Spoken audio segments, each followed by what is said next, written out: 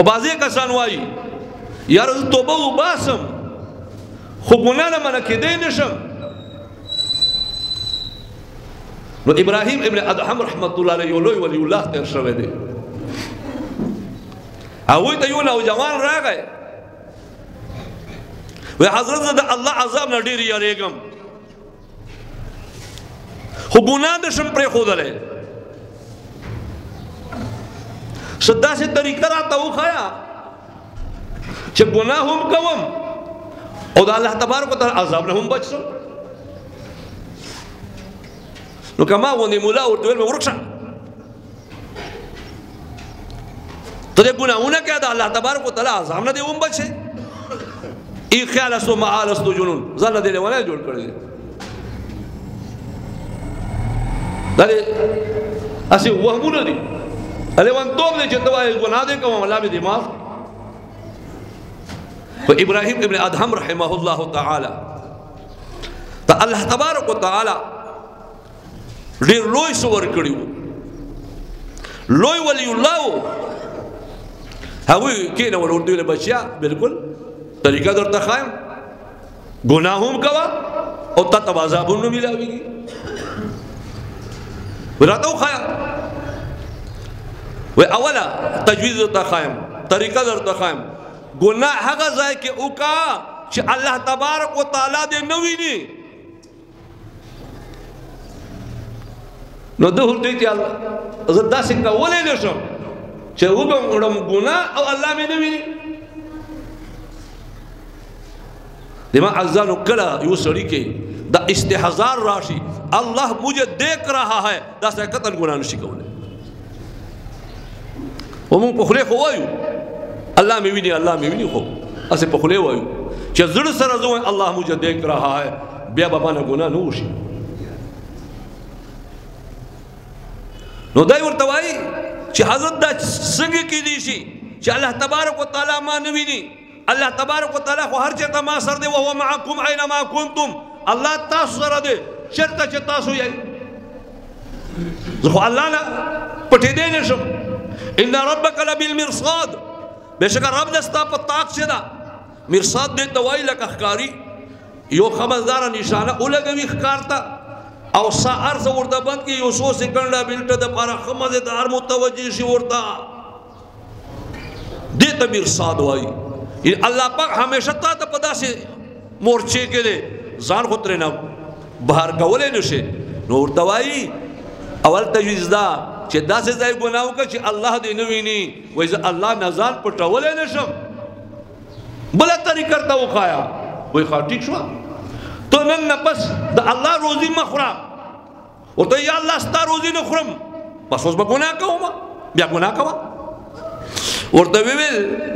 وما من دابة في الأرض إلا على الله رزقها یو هم ژوندی ساره پس بکې کې نشته مګر الله پاک باندې روزي ده. الله فرمایي نحن نرزقك روزي خو زه درکوم. نو دی ورته وایي داسې کېدی نه شي ټوله روزي الله ورکوي زه به الله روزي څنګه پرېږدم. ورته ویل بله طریقه درته ښایم ګورئ دا چا حکم چې ماته وی یو باچا خبره نه مانې نو کم از کم د ده بیا ملک کې د ده باچایي کې مه اوسه. نو دا الله تعالی جل جلاله امنولو باچاهي ځمکې اسمانونه ځان وباسه بل ځای چیرې استوګنه کوه بیا ګناه کوه. ورته ویل چې چېرته هم زه زما چې د الله تبارک وتعالی ځمکه ده. یا معشر الجن والانس ان استطعتم ان تنفذوا من اقطار السماوات والارض فانفذوا لا تنفذون الا بسلطان. ځمکې اسمانونه د دې حدودونه څوک وتلی شي. نو ورته وایي چلو چې ته د الله تعالی جل شانه نظر نه ځان نشي پټولی الله روزي نشي پرېښودلی د الله باچاهي نشي پرېښودلی ملک. نو څلورمه طریقه درته ښایم چې کله اسرائیل علیه السلام ته راشي نو ته ورته وایې ماته مهلت راکړه چې زه توبه وباسم. نو ورته یې چېرې مهلت ورکړي اذا جاء اجلهم فلا یستأخرون ساعة ولا یستقدمون. کله مرګ نیټه راشي دا دوی نو یو ساعت دپاره نه رستو کېدی شي نه وړاندې کېدلی شي. ورته چلو بیا بله طریقه درته ښایم کله قبر کې کېښودو شي او نکیر منکر راشنه ورته زما به اجازه ته ولې راغلی یې اوځئ ګټ آوټ نو هغه ورته وایي چې نکیر منکر ته به څوک وایي چې ما به اجازه ته ولې راغلی دا وس نه لرم ورته وایي چې دا 15 طریقې مې درته وښیي یوه شپږمه بله درته ښایم خیر ده قیامت پر ورځ چې کله الله تبارک وتعالی حساب کتابو کی او دوزخ ته دی لګي فرښتو ته ضد وکړي نظم دوی دې که په زور موزي ته انکار ته کوي نظم دې سره خپل کار کوي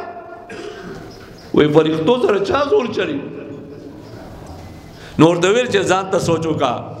چې ته د الله تبارک وتعالی نظر نه غایبېدلې نشې او ته د الله روزي پرې ښودلی نشې د الله ملک نه وتلی نشې او ته اسرائیل علیه السلام نه یو څو منټو دپاره موقع مهلت نشې اخیستی قبر کې نکیر منکر د سوالو جواب نه یې او هغه ته دونه قدر نشي وی چې زما قبر ته به اجازه ته ولې راغلی او قیامت پر ورځ فرښتو په وړاندې ضد هم نشي کولی بیا دونه کمزور حیثیت والکس د دومره لوی ذات مقابله کې څنګه نافرمانی کوي دومره کمزور کس د دومره لوی ذات نافرمانی او څنګه کوي او ګناهونه دی څنګه کوي د حکم څنګه ماتوي نور دې اجازه واسطه بلاس بیعت کوم زما ټول عمر د پاره شیرې بیا د الله حکم مات رکوب ګناه به ونه کوم نو دې ما عزیزانو ورځې تیرې شوې بقایا د رمضان ایام دي د خپلو ګناهونو باندې معافي وغواړئ الله نه او لږ دا استحضار کوئ چې هر وخت مې ویني هم دی او روزي هم دی راکوي د ده په ملک هم اوسما که مرګ مې راغی یو سیکنډ ماته د توبې موقع نه میلاویږي او نکیر منکر سره خبرو کولو هم جوګه نه یم قیامت پر ورځ د الله حکم چې وشي زما د دوزخ فرښتو ته انکار هم نشم کولی که وکم بیا به مې هم په دیکو باندې ور وغورځوي نو دونه کمزوری کسم دومره قوي ذات نافرماني زه ولې کوم لږ کله کله یو څو منټه تنهایي کې کښېنئ او دا قسم سوچ کوئ نو انشاء الله العزیز بیا به توبې توفیق الله موږ تاسو ته راکوي او چې کله توبې توفیق الله راکوي بیا به دا وایو چې کله دا وایي واعف عنا واغفر لنا وارحمنا انت مولانا فانصرنا على القوم الكافرین نو عفو به هم راته کوي درگذر به راته کوي بخنه به راته کوي رحم و کرم به هم باندې کوي الله رحم و کرم ډېر زیات دی ډېر زیات ډاکټر عبدالحی رحمه الله تعالی یو بزرگ تیر شوی کراچۍ کې به اوسېدو ویل به یې چې 1 کروڑ د کراچۍ خلکو میتیازې او ګندګي ځي او دا ګندګي سمندر ته ور ډوبه شي او سمندر یوه چپه په راشي هغه ټوله ګندګي په پاکي باندې بدله کړي اوس که په دې اوبو باندې څوک اودس کوي اودس یې هم کېږي که څوک غسل په کوي غسل یې هم وکېږي نو دارنګې ما او تا ګناهونه که ډېر زیات شي دونه خو نشي زیاتېدلی خو چلو که دونه هم زیات شي الله والرحمت خو لا محدود او غیر محدود دی هغې چپه چې ستا ما ګناهونو باندې راشي الله پاک جل شانه به ټول ګناهونه راته معاف کړي او ګناهونه به په نیکیو باندې بدل کړي خو شرط دا دی چې عزم بالجزم موږ تاسو وکړو خپلو ګناهونه الله تبارک وتعالی ته تائب شو او په هغې باندې معافي وغواړو الله تبارک وتعالی موږ او تاسو ته په خپلو ګناهو باندې تائب کېدل او الله تبارک وتعالی دې موږ او تاسو ته ورسره همیشه په دې توبې باندې استقامت توفیق نصیب فرمایي واخر دعوانا ان الحمد لله رب العالمین